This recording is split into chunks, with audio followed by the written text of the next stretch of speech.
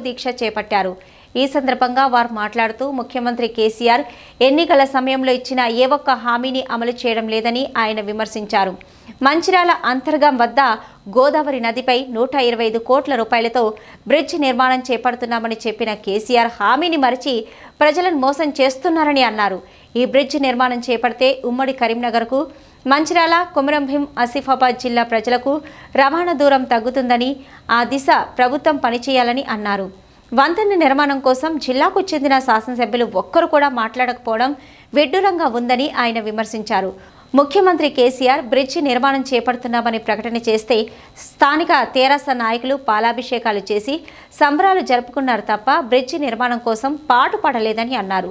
ఇప్పుడు జిల్లా శాసనసభ్యులు బ్రిడ్జి నిర్మాణం కోసం ప్రజలకు ఏం సమాధానం చెప్తారోనని ఆయన ప్రశ్నించారు। ముఖ్యమంత్రి కేసీఆర్ వెంటనే గోదావరిపై వంతెన నిర్మాణం కోసం నిధులు విడుదల చేసి బ్రిడ్జి నిర్మాణం చేపట్టాలని వారు ప్రభుత్వాన్ని డిమాండ్ చేశారు। ఈ కార్యక్రమంలో వివిధ మండలాలకు చెందిన నాయకులు కార్యకర్తలు పాల్గొన్నారు।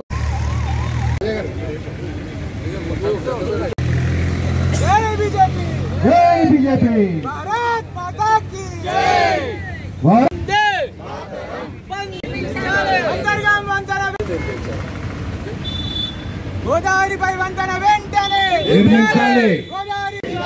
బీజేపీ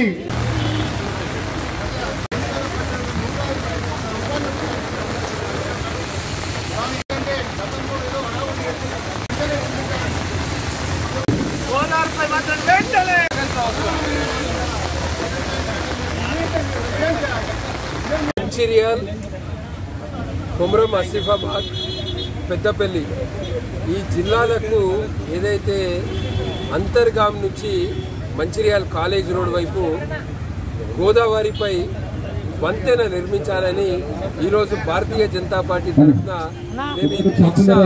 చేస్తున్నాం। ఇది ఎన్నో సంవత్సరాల నుంచి కలలాగానే మిగిలిపోయింది।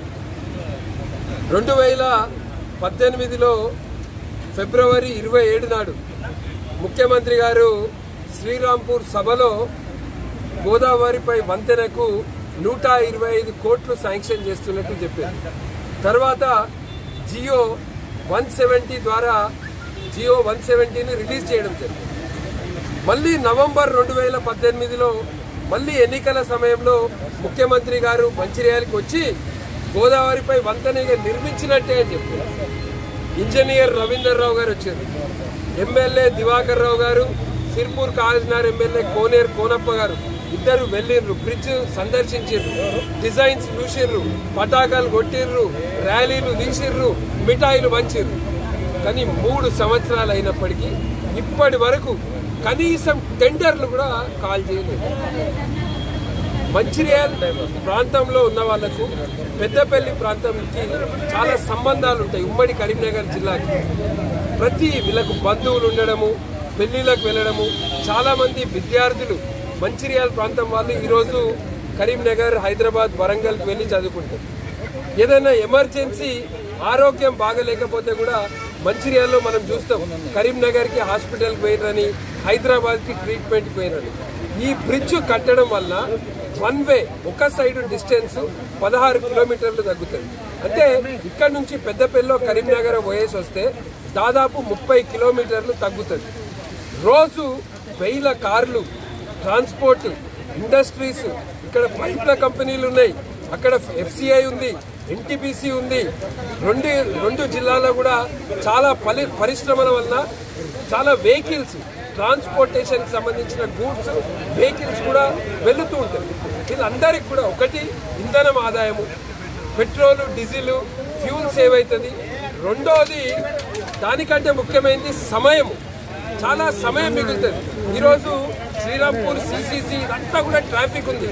ఈ బ్రిడ్జ్ మీద కూడా, మంచిర్యాల బ్రిడ్జ్ మీద కూడా గంటల సేపు లారీలు ఆగడము, ట్రాఫిక్ జామ్ ఉండడం చూస్తాం। ఈ బ్రిడ్జ్ గోదావరిపై వంతెన కట్టడం వల్ల ఈ ఫ్లైఓవర్ మీద ట్రాఫిక్ తగ్గుతుంది, ఇంధనం సేవ్ అవుతుంది, కనీసం 2-3 లీటర్ల పెట్రోలు, డీజిల్ మిగులుతుంది, సమయం సేవ్ అవుతుంది। అన్ని విధాలుగా కూడా మంచిర్యాల ప్రజలకు లాభం జరుగుతుంది। ముఖ్యమంత్రి గారికి హుజరాబాద్ ఎలక్షన్లలో పంచడానికి 100,000 కోట్లు ఉన్నాయి।